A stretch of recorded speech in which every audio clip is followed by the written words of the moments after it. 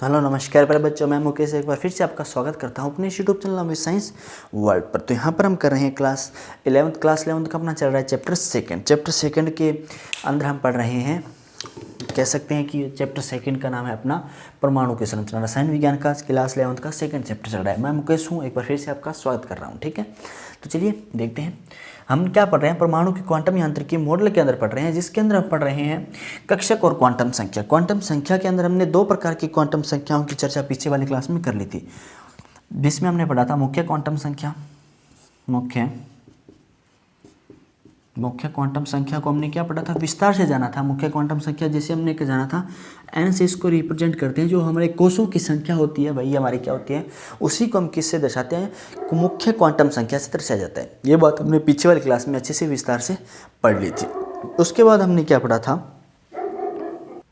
तो उसी के साथ हमने पढ़ी थी दूसरी क्वांटम संख्या के बारे में भी पढ़ा था, जिसको हमने नाम दिया था दिग्सी क्वांटम संख्या। जी हाँ, हमने एक और क्वांटम संख्या के बारे में पढ़ा था जिसे हमने कहा था दिग्सी एक क्वांटम संख्या। ठीक है, उसको भी देख लेते हैं थोड़ा सा, उसके बारे में थोड़ा सा पढ़ लेते हैं, फिर हम आगे बढ़ेंगे। दिग्सी क्वांटम संख्या, इसको हमने निरूपित किया था एल से। जी हाँ, दिग्सी क्वांटम संख्या को हमने किस दर्शाया था, हमने दर्शाया था इसको एल से दर्शाया था। ठीक है, तो इसको भी हमने थोड़ा सा एल की बात अगर हम बात करें, यहाँ पे देखिए हमने क्या कहा था, एल किसके बराबर होता है, हम बात कर रहे थे एन के बराबर होता है। ठीक है, दिग्सी क्वांटम संख्या में हमने क्या कहा था कि जैसे जैसे हम कोषों में बढ़ते जाएंगे वैसे उनके उपकोषों की संख्या बढ़ती जाएगी। एल को किसको निरूपित कर रहे हैं, यहाँ पे एल निरूपित कर रहा है उपकोषों की संख्या को। ठीक है, उस उपकोष कितने हैं, इस चीज़ को हमने एल में अच्छे से समझा था। क्या फॉर्मूला था हमारा यहाँ पे, n-1। इस फॉर्मूले की सहायता से हमने जो इसके सभी एलों को ज्ञात किया था कि इस कोष में कितने उपकोष उपस्थित हैं। ठीक है, इस चीज़ को हमने अच्छे से समझ लिया था। उसके अंदर हमने पढ़ा था जिस प्रकार से S है वो 0 को रिप्रेजेंट कर रहा है, P है वो 1 को, D है वो 2 को। इन चीज़ों को भी हमने अच्छे से पढ़ लिया है। तो उम्मीद है आपको थोड़ा सा रिकॉल हुआ होगा पीछे का।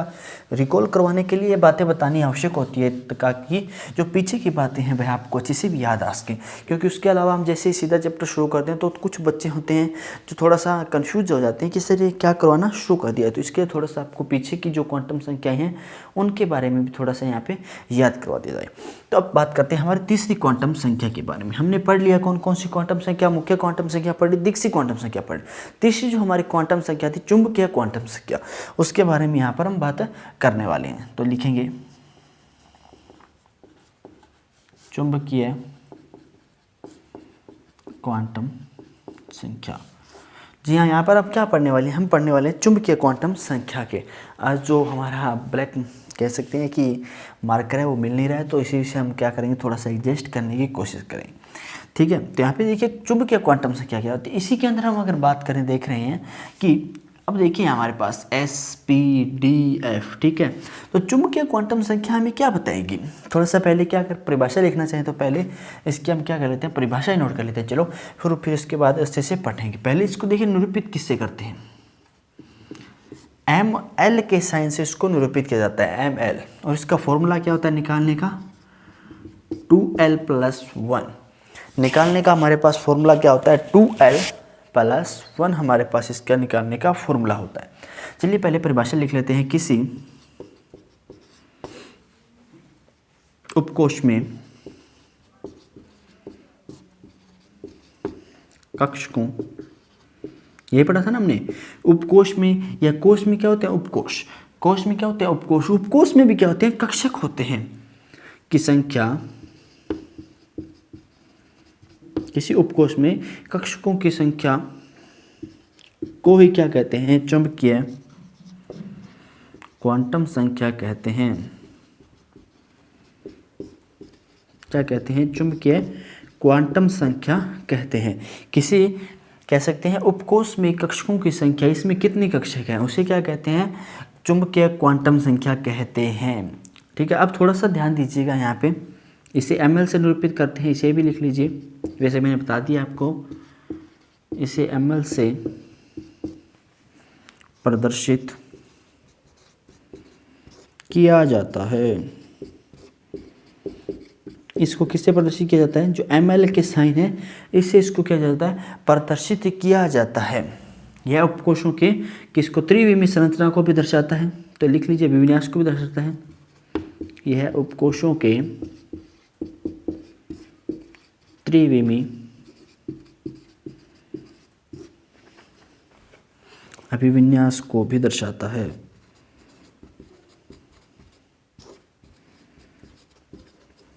जो हमारा त्रिविमीय अभिविन्यास होता है उसको भी प्रकट करता है, दर्शाता है, लिख सकते हैं आप प्रकट करता है। ठीक है, तो हमने क्या लिखा है, अब परिभाषा को समझने की बारी आती है। किसी उपकोष में कक्षकों की संख्या, अब सर ये कक्षक के आगे पहले आप बात करें, कोष आए, फिर उपकोष आए, फिर कक्षक आए। जी हाँ बच्चे, यही हमारी केमिस्ट्री है, इसको थोड़ा सा ध्यान से पढ़िए। वैसे हम उम्मीद कर रहा हूँ कि आपको 10th क्लास में ये सब कुछ नॉलेज होगा, थोड़ा थोड़ा ऊपरी नॉलेज तो होगा ही, इसको डीप से समझ रहे हैं यहाँ पे हम। ठीक है, तो इसके अंदर उपकोष होते हैं, इसे ml से निरूपित किया जाता है तथा यह उपकोषों में जो हमारे त्रिविमीय कह सकते हैं कि अभिविन्यास को भी प्रकट करते हैं। अब हमने यहाँ पे बात की थी एक फॉर्मूले की 2l+1, इसके अनुसार हम क्या निकालने की कोशिश करेंगे। अब यहाँ पे एक सेकंड लिख लीजिए, l की संख्या उसको ml, l और ml में दो जगह आप कह सकते हैं कि विभाजित कर लीजिए। ठीक है, कर लिया होगा उम्मीद है। अब देखिए हम यहाँ पे बात करते हैं l की, तो हमने क्या पढ़ा था पीछे, आपको याद होगा, s उपकोष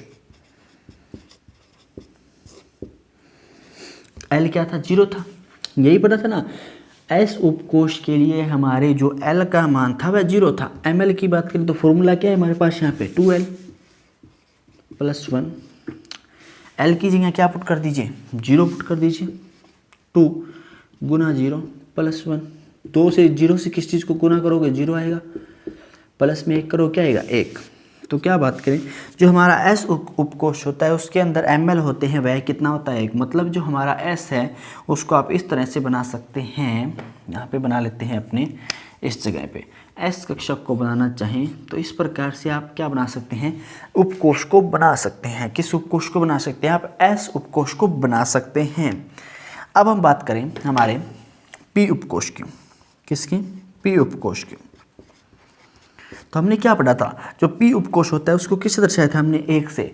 फिर से इस फॉर्मूले में मान रख दीजिए, 2 गुना 1 प्लस 1, 2 एकम 2 प्लस 1 कितना यहाँ 3।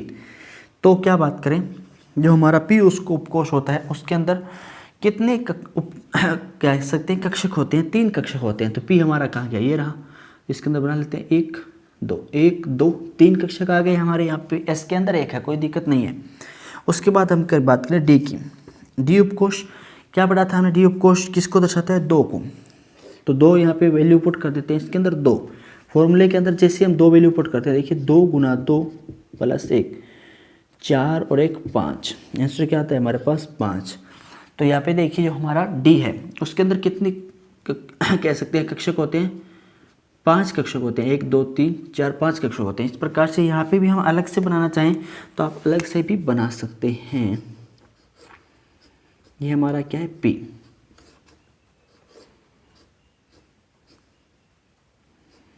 ये क्या है हमारा D। ठीक है, कोई बात नहीं है। अब देखिए थोड़ा सा और आगे बढ़ते हैं। अब हम बात करते हैं SPDF की, दिखाई दे रहा होगा हमारे जो कैमरा है उसके अंदर आ रहा होगा, कोई बात नहीं, आ रहा है। F उपकोष में F को किससे दर्शाते हैं, 3 से। फिर से वैल्यू पुट कर दीजिए इस फॉर्मूले के अंदर, 2 गुना 3 प्लस 1 3 दूनी 6 और 1 7 होते हैं, 7। तो यहाँ पे देखिए इस प्रकार से इसको भी ड्रॉ कर लीजिए, F को भी, 1 2 3 4 5 6 7। तो इसके अंदर कितने हैं देख लीजिए, 1 2 3 4 5 6 7 8 हो गए। अभी देखते हैं 1 2 3 4 5 6 7। देखिए एक चीज़ यहाँ पे नोट कीजिए, सभी क्या है विषम संख्याएं हैं, और विषम में क्या हो रहा है, 1 3 5 2 2 2 का क्या आ रहा है, कैप आ रहा है, एक बीच में आ रहा है। अगर अगली संख्या में आप जैसे जैसे 2 जोड़ते जाएंगे हमें आगे वाले उपकोष या कह सकते हैं कक्षक मिलते जाएंगे। तो हमने सबसे पहले देखा इसमें n क्वांटम कह सकते हैं कि मुख्य क्वांटम संख्या को समझा। उसके बाद हमने जाना उसके अंदर क्या पाए जाते हैं, कोष के अंदर क्या पाए जाते हैं, उपकोष पाए जाते हैं। उसको हमने क्या कहा था, दीक्षित क्वांटम संख्या। ठीक है, अब जहाँ आपको उपकोष के अंदर क्या पाए जाते हैं, कक्षक पाए जाते हैं। कक्षक हमने किस में जाना, चुंबकीय क्वांटम संख्या में। ठीक है, यह बात आपको अच्छी सी उम्मीद है समझ में आ गई होगी। तो चलिए जल्दी से इसका स्क्रीनशॉट लेना चाहिए, स्क्रीनशॉट ले लीजिए। पोस्ट करके लिखना चाहते हैं तो इसको पोस्ट कर करके भी लिख सकते हैं। फिर हम बढ़ते हैं आगे हमारे टॉपिक की तरफ। जल्दी से चलिए नोट कीजिए इसको। तो सबसे पहले हमने क्या बात की थी, जो हमारा साइन था, 3 कह सकते हैं कि बातों पर निर्भर करता था, जिसमें हमने पढ़ लिया कि मुख्य क्वांटम संख्या, दीक्षित क्वांटम संख्या, चुंबकीय क्वांटम संख्या। अब यहाँ पे एक और छोटी सी जब देखिए, हमने जो इस गणितीय रूप में इसको दर्शाया था, हमने क्या कहा था कि y बराबर 2x + 3। ठीक है, तो अब हम थोड़ा सा इसको समझने की कोशिश करें। हम इस प्रकार से क्या बनाते हैं, x y z 3 प्रकार से निर्भर करता है। ठीक है, 3 प्रकार से हम ग्राफ में दर्शाते हैं, उसी प्रकार से हमने इसे देखा। लेकिन अब थोड़ी सी हम क्या कर लेते हैं, अपने विज्ञान में चलिए बात कर लेते हैं। तो अगर हम बात करें कि हम कह दें कि जो हमारा पर्यावरण है, या कह सकते हैं कि अंतरिक्ष है, उसके अंदर कोई चीज़ है, कोई वस्तु है, जैसे कि ये मार्कर है, ये मेरा मार्कर यहाँ पे है, तो हम इसको दर्शाना चाहें तो किससे दर्शा सकते हैं। तो हम इसकी देखेंगे, पहले देखेंगे कि सामने ऊपर की छत से कितनी दूरी, फिर नीचे की छत से। इस प्रकार से हम इसको 3 राशियों में लेकर के हम इसके बिंदु को दर्शा सकते हैं कि कौन से बिंदु पर्टिकुलर पर यह उपस्थित है। तो ठीक है, हमने क्या पढ़ लिया, हमने 3 क्वांटम संख्याओं को पढ़ लिया, लेकिन हम यहाँ पे एक और क्वांटम संख्या को भी पढ़ेंगे, चौथी क्वांटम संख्या, जिसे कहते हैं इलेक्ट्रॉन प्रचक्रण। अब सर ये इलेक्ट्रॉन प्रचक्रण कौन सी बला होती है, ये भी पढ़ेंगे बच्चों। इलेक्ट्रॉन प्रचक्रण किसकी बात करें हम, इलेक्ट्रॉन प्रचक्रण की बात करें। तो अब सर ये प्रचक्रण, इलेक्ट्रॉन प्रचक्रण क्या होता है, देखिए हमने बात करते हैं इलेक्ट्रॉन प्रचक्रण को ही देख लेते हैं कि इलेक्ट्रॉन आघूर्ण तो आपको पता होगा, इलेक्ट्रॉन आघूर्ण। सही, इलेक्ट्रॉन आघूर्ण क्या होता है, देखिए इलेक्ट्रॉन की जी किस प्रकार से यह गति करता है, किस प्रकार से घूमता है। जैसे हमारे पृथ्वी है तो 2 प्रकार की हमें पता है गति करती है। क्या गति करती है, एक तो सूर्य के चारों तरफ चक्कर लगाती है, एक अपने अक्ष पर घूमती है। यही होता है ना कि जो पृथ्वी है, एक तो वह सूर्य के चारों तरफ चक्कर लगा रही है पर्टिकुलर दिशा में, एक अपने अक्ष पर भी घूर्णन कर रही है, अपने अक्ष पर घूर्णन कर रही है। अब जो हमें 1 वर्ष होता है, हम कहते हैं कि 1 चक्कर पूरा कर लिया। ठीक है, अपने घूर्णन पर घूमने का क्या पता है, हमें पता है दिन रात होते हैं, इसमें कोई भी बात नहीं है। यही नियम किस पे लगता है, इलेक्ट्रॉन पे लगता है। हमें क्या पता है, ये नाभिक है, जो इलेक्ट्रॉन है वह क्या कर रहे हैं, नाभिक के चारों तरफ तो चक्कर लगा रहे हैं, पर अपने अक्ष पर भी चक्कर लगाता है। ठीक है, यहीं पे थोड़ा सा ध्यान दीजिए कि जो इलेक्ट्रॉन है वह भी क्या करता है, अपने जो नाभिक है उसके चारों तरफ, तो अपनी कक्षा में हम कह सकते हैं कि अपने कोष में चक्कर लगाता है। ठीक है, लेकिन अपने कोष में चक्कर लगाने के साथ साथ वह अपने अक्ष पर भी घूर्णन करता है। ठीक है, कैसे, अगर ये कैप की बात करें तो मैं अगर कहूँ कि इसके चारों तरफ तो चक्कर लगा रहा है, लेकिन यह इस प्रकार से अपने अक्ष पर भी चक्कर लगा रहा है। यही बात इलेक्ट्रॉन पर भी लागू होती है। ठीक है, तो उम्मीद है आपको अच्छे से समझ में आया होगा कि हम यहाँ पे क्या समझाने की कोशिश कर रहे हैं। अब देखिए, अब जो इलेक्ट्रॉन है वह 2 प्रकार से कह सकते हैं कि चक्कर लगाता है। पहला तो कौन सा हो गया, बात करते हैं वर्तीय। वर्तीय चक्रण में हम क्या कह सकते हैं, वर्तीय गति लिख लीजिए, कोई बात नहीं है। वर्तीय में हमें पता है कि वह क्या कर रहे हैं, नाभिक के चारों ओर चक्कर लगा रहा है। वर्तीय में हम क्या कहते हैं कि वह क्या करता है, नाभिक के क्या करता है, चारों तरफ चक्कर लगाता है, नाभिक के चारों तरफ चक्कर लगा रहा है। उसी तरह से अगर हम बात करें, हमें पता है वह चक्रण गति भी करता है। अब चक्रण गति क्या होती है, तो चक्रण गति मतलब वह अपने अक्ष पर भी चक्कर लगाता है। चक्रण गति जो हम पृथ्वी की बात करें तो वह तो एक निश्चित कह सकते हैं कि एक ही प्रकार से चक्रण गति करते हैं, लेकिन जो इलेक्ट्रॉन होता है वह चक्रण गति भी 2 प्रकार की दर्शाता है। अब से ये 2 प्रकार की कौन सी चक्रण गति दर्शाता है, तो पहली हम बात करते हैं क्लॉकवाइज, दूसरी होती है एंटी क्लॉकवाइज।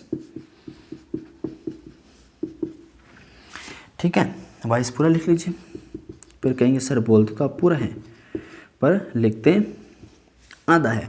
ठीक है, तो देखिए क्लॉकवाइज और एंटी क्लॉकवाइज, अब इसको समझते हैं।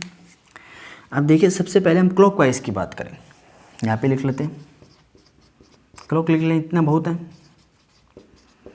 एंटी लिख लें। ठीक है, इसमें दोनों से आपको अच्छे से समझ में आ जाएगा।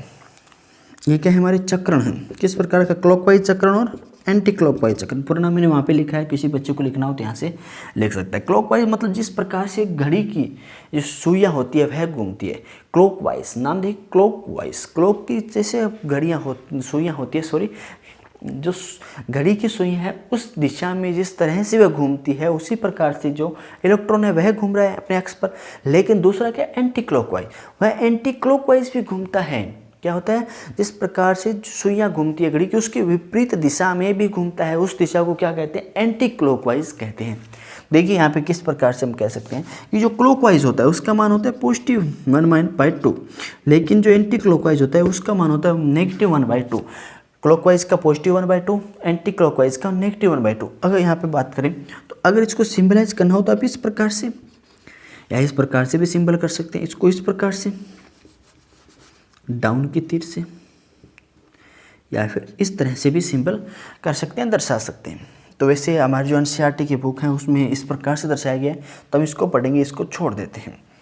वैसे दर्शाया जा सकता है, बहुत से टीचर हैं वो इसी प्रकार से भी पढ़ाते हैं कि इसी प्रकार से दर्शाते हैं, उसमें कोई भी दिक्कत लेने वाली बात नहीं है। चलिए अब देखते हैं, थोड़ी सा प्यास लगी है तो पानी पी लेता हूँ। आप इतनी बार आप क्या कीजिए, इसको नोट कीजिए।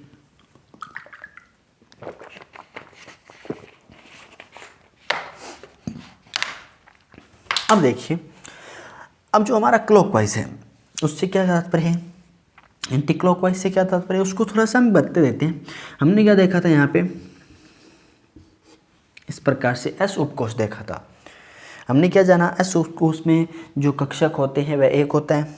अब इसमें हमें 2 इलेक्ट्रॉन बनने थे, किस प्रकार से लिखते हैं, 1s को देख लेते हैं, 1s2, मतलब s के अंदर अधिकतम कितने इलेक्ट्रॉन आ सकते हैं, s के अंदर अधिकतम 2 इलेक्ट्रॉन आ सकते हैं। तो अगर हमें इसके अंदर दोनों इलेक्ट्रॉनों को दर्शाना हो तो आप किस प्रकार से इसके अंदर उपस्थित दोनों इलेक्ट्रॉनों को दर्शाएंगे वह देख लेते हैं। तो एक इलेक्ट्रॉन को तो आप दिखाएंगे क्लॉकवाइज, एक को दर्शाएंगे एंटी क्लॉकवाइज।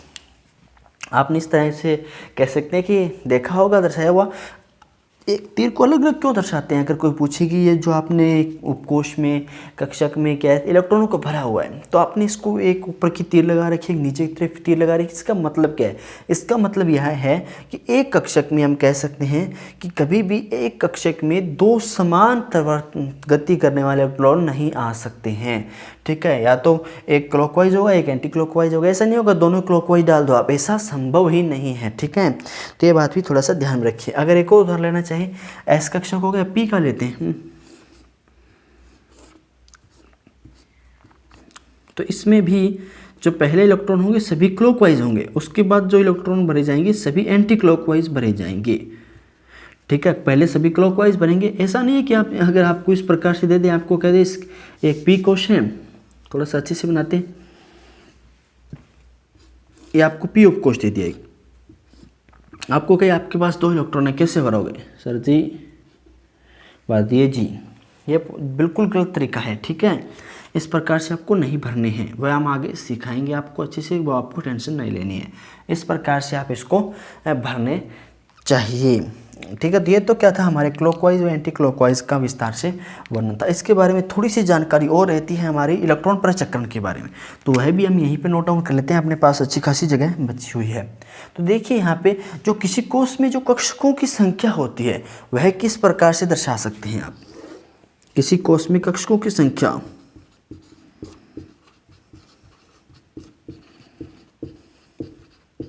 नोट लगा के भी लिख सकते हैं आप, वह अच्छा रहेगा। जो भी आपके पास कोश है उसका स्क्वायर कर दीजिए, वह हमारी क्या हो जाएगी, कक्षकों की संख्या हो जाएगी। कोई भी दिक्कत, कोई दिक्कत नहीं है। ठीक है, उसके बाद अगर हम बात करें कि किसी कोश में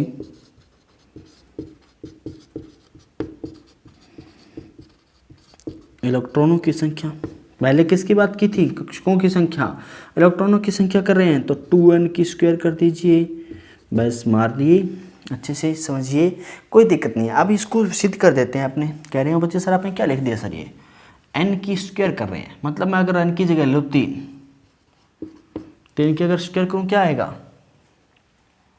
अगर मैं आपको कहूँ कि आपको क्या करना है, 3 की स्क्वायर करना है तो क्या आएगा, कहेंगे सर 9 आएगा जी। चलो गिन लेते हैं, क्या कह रहे हैं हम, कोष गिन रहे हैं।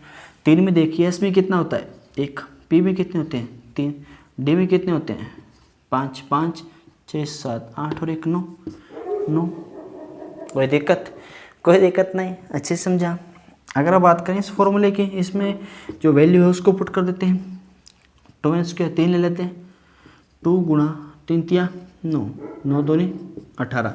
आपको पता है जो आपका एक कोष होता है उसमें 2 इलेक्ट्रॉन पाए जाते हैं, तो एक में 2 है तो कितने आ गए इलेक्ट्रॉन, कितने आ गए 9 दूनी 18।